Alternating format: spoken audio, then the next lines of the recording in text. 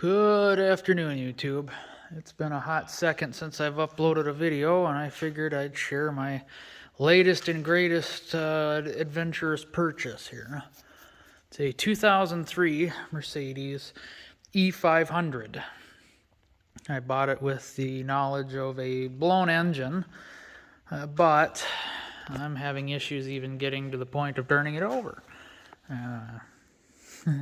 Good old new cars and computers, and I think at this point this car is kind of the epitome of why mechanics hate new cars sometimes. And of course, you don't know what people have done to screw it up, so can't say that for everything and everybody, but it right now it's kind of kicking my butt. I don't know anything about these cars, and that's half the battle, is learning as you go. And so here we are. It's a clean Arizona car. Was once registered in California back when it was brand new. There's very, I'm not even going to say there's any rust. I haven't climbed underneath it yet. I've looked underneath it. Rockers are solid. Doors are solid.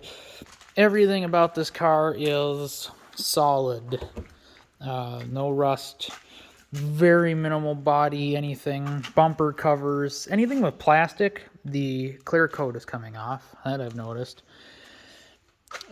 Suspension is obviously sitting down. It's got the aromatic suspension, needs front bumpers, needs headlights, all the tabs are broken, bumpers barely hanging on. It was a special, mechanic special, and I knew that going in. Driver's seat's the worst thing about the interior, I'd say, other than how dirty it is, but overall it could be a lot worse. That's the brake module pumping up. This does not have just your standard vacuum powered brakes or Hydro Boost. It's well, it kind of is a Hydro Boost without using power steering fluid. It's an electronic pump that supplies brake pressure, and it uses a sensor in the brake pedal, and it's a whole thing. It's not just a direct drive brakes, it's a computerized driven brake. Yeah, so anyway, but yeah, I'm gonna have to get a whole new driver's seat, I think, because it's not just the cushion, it's the lumbar's broken. It just freely spins, or this one's actually got some resistance to it. So lumbar's broken. Might as well just replace the whole doggone seat, if you ask me. Car has 149,000 miles. 149.42. You'll notice things are exposed. I've been fiddle farting with a lot. Just trying to get this thing to even crank over. It does nothing at the moment. One of the biggest questions I have at the moment is down here in the footwell. So I found my OBD2 port. Somebody had tucked it up, up high. We're missing the panel that's supposed to be down here that has a footwell light, and yeah. Why do I have two connectors? Hell dang it, now I found another connector hanging down here. This one has 3 wires for some reason. Okay, so my dilemma comes into play that I have these connectors and I have nothing to plug them into. Okay, one of them, I'm guessing this one, is for the dome light or the little footwell light. So I have 2 other connectors here that are doing nothing. And Dad said these ones are CAN bus wires because they're 3 twisted pairs of wires. So I'm missing a module or something down here, and I don't know what, and I don't know where. Did not come with the knee bolster, so that's a little less than ideal. Not to mention that somebody's spliced this battery wire or crimped it together in 2 different spots. I'm going to have to solder that fricker back together, because I already pulled the wire out of this end. I was like, is this even a good connection? Oh, it's not. So, and I tested almost every single fuse in this car, and there's only a couple that don't have power on either side. So it's not just it's a blown fuse, it's just it doesn't have power. I suppose we could turn the key on and you all could witness the majestic of nothingness that happens. I mean, the ignition turns on. I will say that.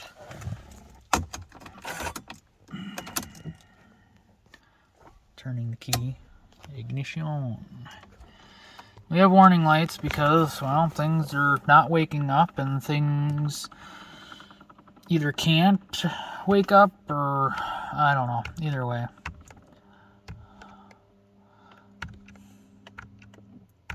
So I put brand new batteries in it last night. So you can't say, oh, batteries are an issue. Yeah, I know. So yeah. But when I turn the key, I get fuel pump, and that's it. Of course, it'll only try one per ignition cycle, but nothing. So, that's lovely. Obviously, some plastic things are in need of replacement, which is typical, you know, plastic junk. So, steer, obviously, this car's seen better days. It really has. It's not horrible. The passenger seat's fine. Even came with all the manuals and stuff. Okay, so besides not cranking, right now, that does not work at all. Passenger seat controls. None of this rear seat controls, lights, nothing works back here. Nothing. So, as well as the radio. The radio does not work. I mean, it half works. Nope, there we go. That's all that comes up. That's all it does. And it will say that for hours, if need be. But that's all it does. So, fancy schmancy. I don't know if these work. Okay, if I turn on that, does that come on? It does. Cool. HVAC works. So, that's that.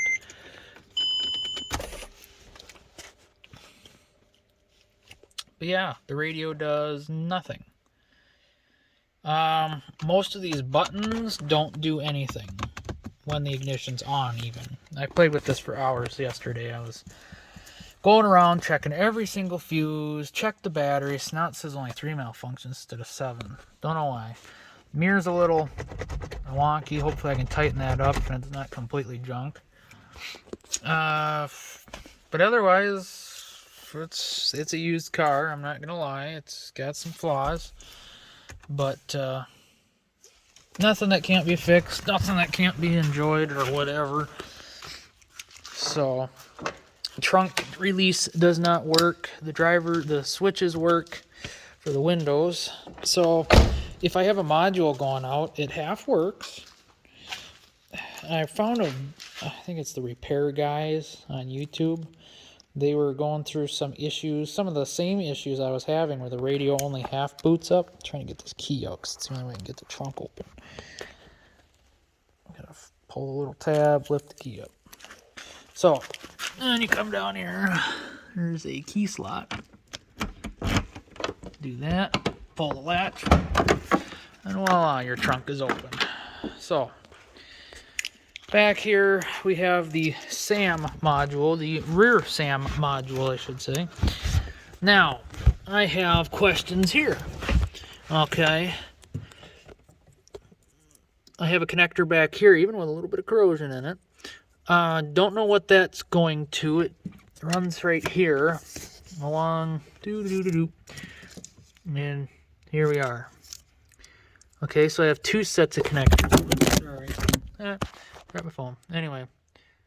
Don't focus, you turd. There you go. Not worry about that one. But that one. And actually, this other one. This is a fiber optic cable that goes to the communications. I'm guessing that's the communications module. And yeah. So now, like I said, I tested every single fuse. The only one that doesn't have power is this 40 amp for the radio.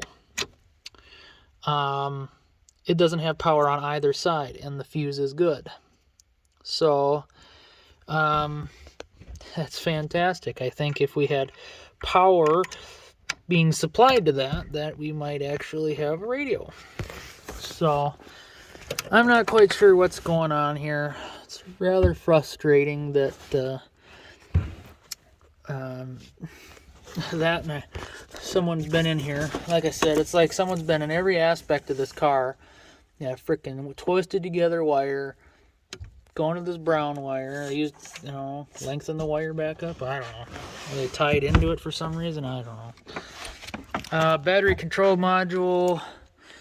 And we got our fuses here. Those are all good. More handy dandy wiring. So I know some people would be scared away by this.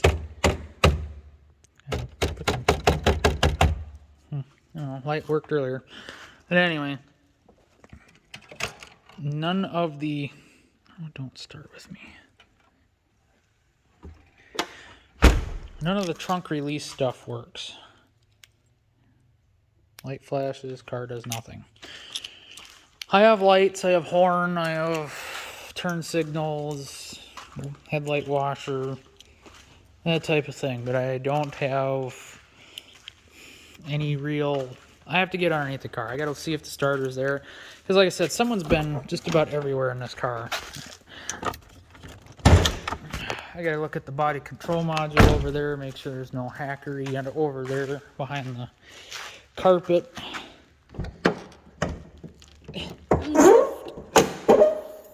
Alright. Let's see. Wasn't making that much noise yesterday. But anyway, all the plastics and stuff are over here. I took them off already.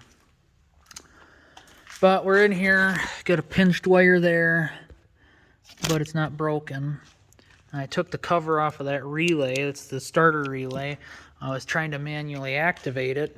Well, it does nothing. I mean, it sparks, but the car does nothing. No click, no nothing. Just like I did when I turned the ignition to start. Nothing. Missing the dipstick cap. Apparently this didn't have a dipstick. Typical German cars. Yeah, you can check it electronically, but the car's got to be warmed up to do that. I was told the engine turned over, but did not start. Well, I can't even get it to turn over. Now, like I said, they must have looked at this already. The guy told me he thought it was a spun bearing, is what they thought it was. So either way, engines are really cheap for this car. But I need to get the electrical stuff figured out. I need to get to that point where I can invest money in an engine. I need to get all this electrical stuff sorted first before I drop an engine in. So that's where I'm at with this. Just trying to get the thing to cooperate. And yes, I replaced the battery under there. Replaced both batteries. There's a little bitty baby battery under here. Right there. Yeah, I know I got a Walmart battery for that. The rear one I got from AutoZone. Not that that's, woohoo. But then there's that relay underneath that shroud that activates that or whatever. However you want to. I don't know. I don't care. There's a relay there. And that seems to be working because last night, before I replaced the batteries, just had a jump thing hooked up. Or charging thing. It was saying, battery protection mode, whatever, blah, blah, blah, blah, blah. Well, now I don't have that. So it's one less issue. Dad cranked the engine over, so that's why the belt looks rusty. Put a bar on it. Said it turns over, doesn't feel crunchy or nothing. So I don't know. We shall see. But the thing is, getting it to crank. Now, people have said, yeah, your starter could be bad. Yeah, okay, well. Wouldn't that be great? But especially since I'm trying to manually activate it with the relay and I'm not getting jack. So starter could be bad. They probably tried to turn it over one too many times and burned it up or something. It's either that or they took the starter out and there's nothing down there, or that because I don't know how much power runs through the starter. Like a lot of vehicles these days, they run a lot of stuff off the starter, and If you disconnect the starter, you don't have any electronics in the car. Hook the starter up, boop, got your electronics back. I don't know. Maybe that's just the older car. I don't remember. Our school buses do that, but I know the Cutlass does. But either way, so like I said, I got to get underneath this thing, but it's a greasy pig, as you can see. It is just yuck. Besides the fact it left that big old puddle last night of oil / coolant, I don't know, that it makes me a little leery to get underneath it now. Just don't want to get all dirty. Oh, yummy, a new puddle. So, but we already know we need headlights, both sides, which sucks because these lenses will clear up absolutely beautifully. It's just that all the tabs are busted on them. So, except pretty much all the tabs. Doesn't matter. The bumper cover needs to be replaced, but paint-wise, body-wise, this car will clean up very, very, very well. Give it a good buff with the Meguiar's heavy cut, and we should be golden. But besides a good cleaning and some new plastic pieces and whatnot, I don't know, maybe find some new wood trim that actually isn't all dark and weird and mismatched kind of looking. But panoramic sunroof, I think it's schmancy, I guess. Definitely nice for 2003. I don't know that I'd say it puts my Cadillac to shame. I haven't driven it, obviously, and I haven't ridden in one to say whether or not. I'm sure it'll ride better than my Cadillac, because my Cadillac has magnetic ride suspension, and it's set to be sport. And it does not... It's got some gracefulness to it, but it's more set up for sport. Where this, you have sport and comfort, and then Mercedes is good about the comfort. I can already tell you, the seats are really pretty freaking decent. Obviously, I can't feel the lumbar, which really sucks, because I love my lumbar. But... I was going to say, maybe the lumbar's mainly broken. But I can tell you the seat just has a little bit more give to it than my Cadillac does, which feels pretty nice. It's not plush, but it's softer. So, but I just can't wait to get this thing running, driving, and whatnot. So... see the mood lighting and whatnot that it's got. I'd like to see that lit up at night, because it doesn't do anything now. So I have some control now. I'm able to get the rear shade to do something, and it's kind of weird how it's acting when I do that. I'll show you. So all I get is the rear shade. Oh, now it's working just fine. But when I go to open it, and maybe it does that on purpose. It only does it in... I have to keep clicking the button. But I can't get the sunroof to open. I don't know how the hell it opens. I got sunshade...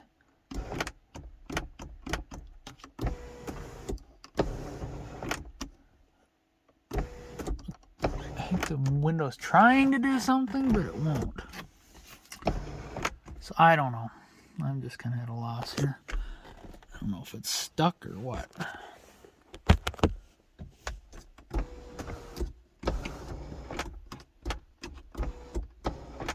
I don't know. I'm not a magician, so I'm not sure.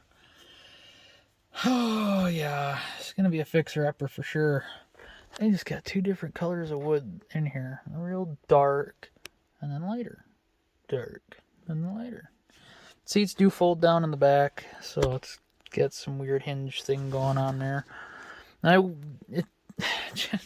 can tell you, it just wasn't meant for me to have rear leg room in any car I buy ever. Because I can tell you, this has a lot more leg room than my Cadillac up front. Like, I can actually stretch my legs out all the way. I have to take my foot off the floor all the way, or to push the pedal all the way. So that's nice. That's really nice. I really love having the leg room for that. But when it comes to sitting in the back, forget about it. There's nothing. Oh no, there's only 2 malfunctions. Look at that. Fancy schmancy. Fixing itself every key turn. Oh, such a Mercedes thing to do, right? But, oops. I was farting with this stuff last night. Oh my goodness. I'm about 5'10". Apparently I've shrunk half an inch already. I'm not even 30 yet. Well, anyway, I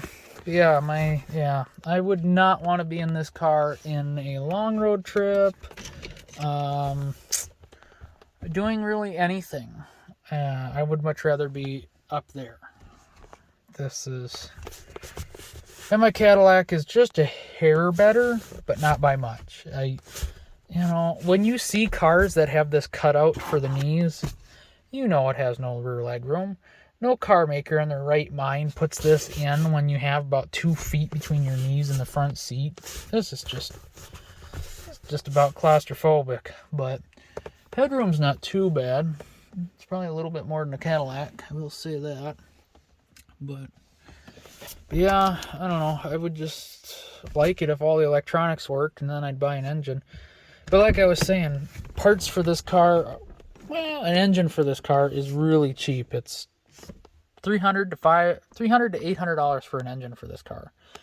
And I'll buy one with miles that relatively match the mileage of the car, as close as I can get. Like there was one, it's up in Duluth, about 200 miles away, which sucks, but it had 150,000 on it. They only want $350, but it also said not tested because they didn't have a key. Well, that's a little concerning. That's a long ways to drive for a maybe. And I want like an absolute guarantee that I buy this engine, and if it's junk, that I'm going to get my money back. I mean, it's $350. It's not going to total the company. But, I do want some kind of reassurance on that. But, hey, for what I paid for it, I'm happy with it. It's real solid, and I cannot wait to clean this thing. When I find a diamond in the rough, that's what I love to do first. I love to clean it up and just kind of look at that slate that you're working with, like a new, clean slate. If you're working on a dirty slate, it's just not as satisfying. I want to see more of the end product before I even start, So, but I'd have to tow it. Well, I don't have to tow it anywhere. And just pull it out on the front pad. Get just about enough garden hose to reach out there. So maybe tomorrow I'll give it a wash, and I don't know. Because, all these freaking auto part places, pull apart, whatever, they're all freaking closed on the weekends. Saturday, unexpectedly Sunday, but Saturday. When did they all start closing on Saturdays? I want parts. I need parts. I want to go get them. I want to buy them. I'm willing to give you my money. Be open, please. I just got this home last night, Friday night. Picked it up about 4 o'clock. Got all the paperwork and stuff done. And so here she is now. Just was farting with it last night and just started with the batteries. I just said, I was farting around with it, did some reading online and said, if batteries, this, that. And it was stone dead when I got it. So that's why I figured, okay, Mercedes, I can understand, electronics, blah, blah, blah, throw some batteries. Okay, well, it fixed 1 or 2 issues, but because I didn't even have dome lights at first, but now I have dome lights. But that's about all I gained out of it. Otherwise, batteries really didn't do anything. And I've had this battery on charge for probably 4 or 5 hours, and it's still charging. This is what I pull out of it. 6 of 21, so it's not that old. I've never heard of an exact fit battery, AGM technology. I don't know if it's an Amazon special or what, and a Bosch little battery. But yeah, so not much else has been going on. The past couple weeks I've been down and out trying to get back to normal and stuff, and I just Not COVID, no, but I just been off my game, and now I'm getting back into it, and this especially is going to help. It has helped kind of give me some more motivation into getting active. Not that I haven't been, I've been ordering parts and stuff like that, and it's just like, okay, now I got to get around to actually putting them in. I guess for the moment I can give you a tour of the Hearst. Not much has changed there either in the little while that it's been since I posted a video. Of course, a lot's changed since the last time you guys saw it, but not exterior-wise, really, but interior-wise, I guess. Lightning rods, except they're the 3-speed, not the 4-speed ones, so that doesn't quite work right. But it works for now, sort of. It's a little gimmicky. Not the rods themselves, but it's got slop in the shifter. It's got slop, and I know that might be somewhat normal-ish, but slop in the cable and its ability to grab the cable and pull it and push it. To the point where I've got it to where it'll finally go into drive back here, but I can't get it. When I go to put it in park, you have to make sure you hear it, the transmission parking pawl click in, or else it pops out of park and then starts rolling away. And it's like, oh, cool. What a fancy feature. Like I said, it's something. It's just sloppy. I pulled it apart, lubed it up, cleaned it up, and saw why it's sloppy. It's just that with the gate, they call it a gate. It's got a little pin.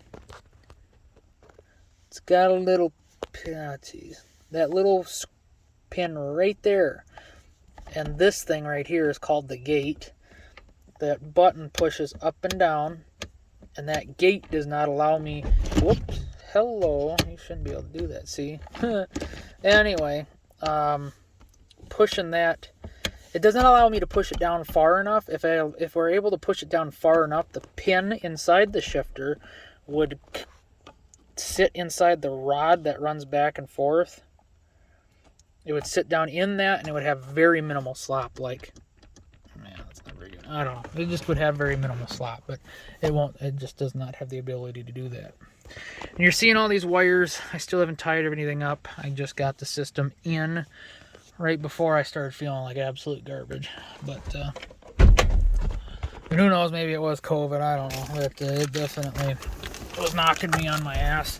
Not tired, but just other symptoms that really disabled me for a little bit. So for a better part of a week, I should say. But anyway, I have Dakota Digital coolant temperature sending. I'm sorry.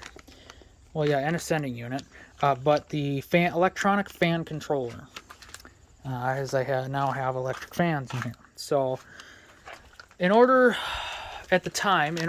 to do to get the coolant temperature sensor that they needed you to use for the stupid thing, I had to eliminate my temperature sensor for the dash. Obviously, you can't eliminate the one for the computer because it's got two temp sensors. That one and that one. Of course, that's the Dakota Digital one. But anyway, so now I've got this guy, which you put in your hose, and that sensor will plumb into this, and then I can put my dash sensor back, and we'll still have fan controls, and we'll have a dash gauge again. And I've got this thing running about as well as I possibly can, even though it seems like the carburetor is like massively out of adjustment to get it to run as good as it is. And I'm getting like a maximum of like 13.5 miles to the gallon at the moment. But that's really more city than highway. And then I don't, what do we get? The overdrive does not work dependably. For some reason, overdrive kicks in and out all the flippin' time. Sometimes it doesn't kick on at all. You could be on a 60-mile drive and boom, no overdrive the entire time. And then like a mile away from where you're going, boop, pops into overdrive. It's like, you son of a bitch. This whole time. I don't know. Oops. And then that exhaust hanger broke, so that This exhaust system has pissed me off. This is the pipes exhaust system. You know, it's supposed to just kind of go right on the car and be done. So you thought. No. Of course, I'm using an aftermarket cat, so that might have something to do with it, but I measured it against the old one, the factory one, and it was the same length and everything. So I don't know what the problem is, but I'm having issues with fitment, big time. Like, what hangers, how do you hang it? It just gave you some frickin' rubber strappy frickin' shitty shit, and, well, that broke right away after about, I don't know, a couple hundred, I don't know, let's put about 300-400 miles on the car. It's broken. Cool. So, and then over the axle, I'm going to have to trim it back a lot. Like at least another ½ inch, 3/4. I've already taken off ½ inch or so. Because the axle is bottoming out on the exhaust. So, and I had 3 people in the car, including me, last Sunday, so that's why the rear end's all pumped up.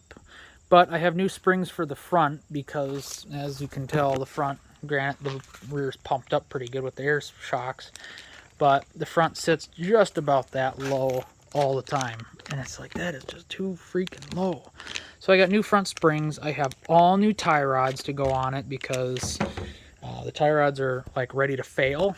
Like, I don't feel comfortable driving. I wanted to drive it to work, but I'm like them joints are doing this number. It's like too much of that at 60 miles an hour, and that socket's just gonna pop out of its joint, and you get no steering. So, yeah, like I said, I got all new tie rods, drag link, idler arm. So, and then I ordered a steering sector for a Jeep Grand Cherokee to eliminate the rag joint, because I also have a lot of play in the steering, not from the steering, but, or the tie rods, but from the rag joint. So, is it a 94, 93 Jeep Grand Cherokee steering shaft has all U-joints, top and bottom, instead of a rag joint. So that would save me quite a bit of play in the steering. But the one I ordered is a non-adjustable. I need the length adjustable one. So I got to reorder one of those and probably return this one, which sucks because I just hate returning stuff if I screwed up. If they screw it up, that'd give me what I want, but not if I screwed up. I hate doing that to people, especially on eBay, but I don't know, whatever. Just paid like $80 for the doggone shaft, and it's wrong, so it's probably about the same price for the other shaft. So, but like I said, I put 300, 400, 500 miles on this thing, driven it all over the place, get my whopping 13 miles to the gallon at the best. At the beginning there, before I adjusted the carburetor to where it actually works, it was getting 11.5 to 12 tops. I mean tops. But like I said, I do more city driving than highway because I drive this to work. I just daily drive it to work. 6 miles to work one way. So, you know, whatever.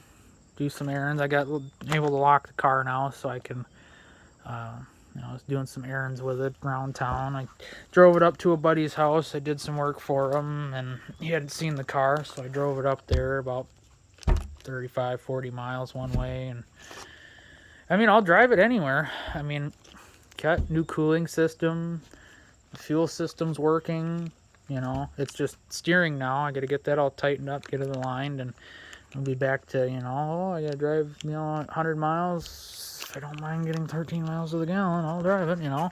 So, driven it with the T-tops off plenty of times. The AC works great. So, I've done a lot to it. Enough to it, I should say.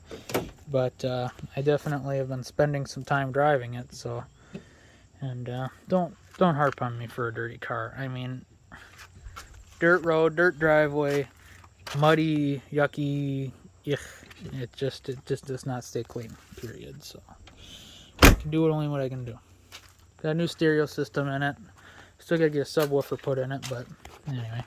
So I gotta get this coolant thing done at some point here so I can reliably, because I don't know what my coolant temp is unless I look at the app in the Dakota Digital app, and I don't like doing that while I'm driving. I want to have my gauge on the dash going, hey, so what your coolant temp is. That way I can better program the temperature in the Dakota Digital module so that it keeps the temp in a good, sweet spot.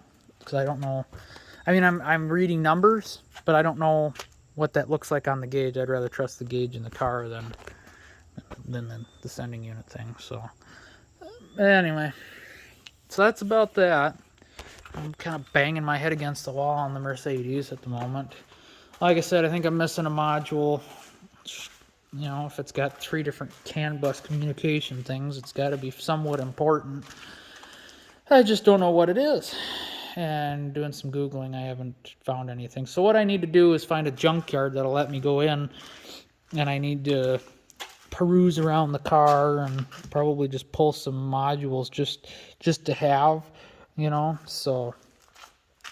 But yeah, I'll probably get underneath it here maybe sometime tonight and figure out what's going on. If the starter, I'll pull the starter out if I can quickly do that, which from what I read is not so much the case. Have the starter tested, and if that comes back bad, then obviously put a starter in it, because it could.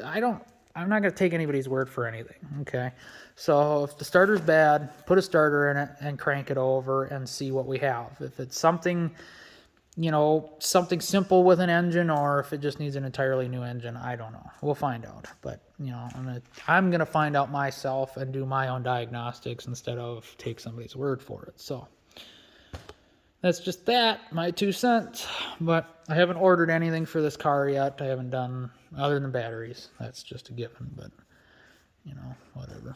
Batteries are batteries, so you always use them in something, but, expensive, big time. But then I got someone else's lawnmower project I'm working on, which, then I got another lawnmower there someone brought me. I got my own shit to do, people. Like, I don't need this shit in my lap. That's just great. So I'm not necessarily really getting paid for it. So then truck freaking drove that the other day, and the brake caliper's locking up on it. Less than 5 years and less than 50,000 miles on the brake calipers, and they're locking up already. Thanks, Ray Bestos. And besides the fact it needs pads and rotors. More pads than rotors, but either way. But now it needs rotors. Now that they're I smoked them pretty good. I was just going around the block a couple times. I wasn't really definitive which one was locking up, so I'll just keep driving until one starts smoking. And yeah, that's what it did. So anyway, Honda's doing okay. I mean, I can't say that. It's still here. I'll put it that way. It's still here. I haven't done anything with it.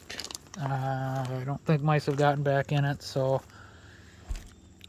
that's good. I'll drive it this winter, but other than that, this needs a battery as well. I was half tempted to drive it to work a few times just to keep things going, and nobody at work's even seen this car yet. And not that I care that people at work would see it, but buddy at work, whatnot, might sell it type of thing, But yeah, it sure is a nest under here by now. Yeah, pretty much. Jackass. And the valve covers just keep leaking worse and worse and worse and worse and worse. It's typical. But sitting is the hardest thing for a vehicle to do, so understandably.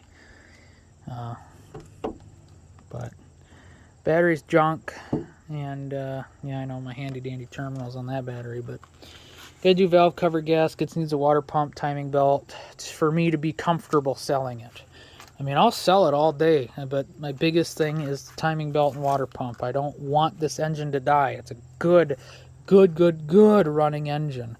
It needs a valve adjustment too, but it's just such a good little motor, and it doesn't deserve to die. If the transmission dies again, that's another thing, but this engine, it's just such a good little engine that deserves a chance to live. And the timing belt was done, what does that say? Oh boy, I don't remember. 2 of 17 of 09. So it's been a long while since it's been done, and it was done, I think, at 114,000. So we're at 194,000. So all that many years on rubber, which, you know, that goes oh so well. And then with the miles too, it's about that time for water pump timing belt, especially since it's been setting so many years now. It just kind of needs that to be renewed. So, but yeah, I'll drive it. It just, I don't want to blow it up, and it's like $300 for a timing belt water pump kit, a reliable one, not a cheapy one. Oh, you get one for $150? Yeah, I couldn't I? But that would require like putting very little effort. Yeah, it's a lot of effort into a water pump and timing belt on these things, and you do it once, you do it right. You buy once, you cry once. Get something reliable. You know? That's my philosophy anyway. Why not? So, and I got a dinger now, if you haven't noticed. Didn't have a dinger before, now I do. Got my fancy classic radio that's Bluetooth and whatever else. So, yeah, I'm done for now. I just figured I'd bring you guys along and show you what's been going on around the place here. Not too much, nothing new with frog. Hey there, little froggy. But nothing new with the car, the truck. Just been driving them, so here and there and everywhere whenever the time suits. But and cars rolling a little bit.